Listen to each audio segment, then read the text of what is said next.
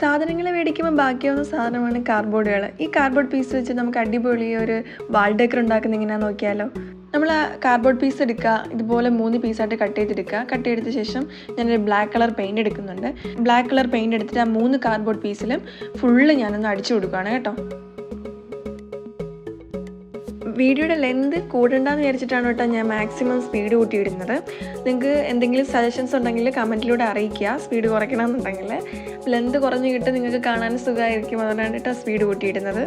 അപ്പോൾ നമ്മൾ 3 കാർഡ്ബോർഡ് പീസുകളും നല്ലവണ്ണം ഞാൻ ബ്ലാക്ക് കളർ വെച്ചിട്ട് അടിച്ചെടുത്തിട്ടുണ്ട്. ഇനി നമുക്ക് വേണ്ട കുറേ പിസ്താ ഷെല്ലുകളാണ് കേട്ടോ.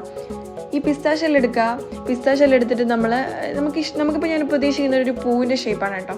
ആദ്യം ഫെവിക്കോൾ വെച്ചിട്ട് പൂവിൻ്റെ 5 ഇതൾ പോലെ ഞാൻ വരച്ചു കൊടുക്കുകയാണ്. വരച്ചു കൊടുത്തിട്ട് അതിനകത്തേക്ക് പിസ്താ ഷെല്ല് ഒട്ടിച്ചു കൊടുക്കുകയാണ്.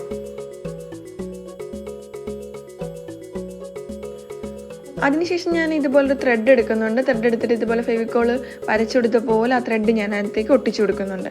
അപ്പോൾ ഗൈസ് നമുക്ക് ഇതുപോലെ കിട്ടിയിട്ടുണ്ട്. അതിനുശേഷം ഞാൻ 2 ലീഫ് വരച്ചു കൊടുക്കുകയാണ്.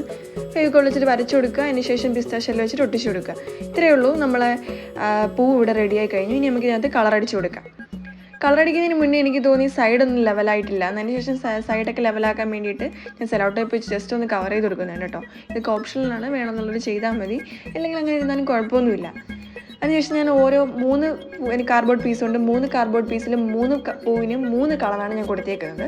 ഒന്നിന് മജന്ത കളറ്, ഒന്നിന് ഓറഞ്ച് കളറ്, ഒന്നിന് റെഡ് കളർ. അങ്ങനെ 3 കളറാണ് ഞാൻ കൊടുത്തേക്കുന്നത് കേട്ടോ. അതിനുശേഷം 3 പേപ്പറിലെയും ലീഫിനെയും കൂടെ ഞാൻ കളർ കൊടുത്തേക്കുവാണ്. ഗ്രീൻ കളർ തന്നെയാണ് കൊടുത്തേക്കുന്നത്. ആ ത്രെഡിനും കളർ കൊടുക്കുന്നുണ്ട് കേട്ടോ. പൂവിൻ്റെ സെൻറ്ററിലൊരു വൈറ്റ് കളറും കൂടി കൊടുക്കുമ്പോൾ നമ്മളെ ലുക്ക് അവിടെ കംപ്ലീറ്റ് ആയി. അപ്പോൾ എങ്ങനെയുണ്ട് ഗൈസ്? അടിപൊളിയല്ലേ? ഈസി ആയിട്ട് എടുക്കാവുന്ന ഒരു വാൾ ഡെക്കർ അല്ലേ?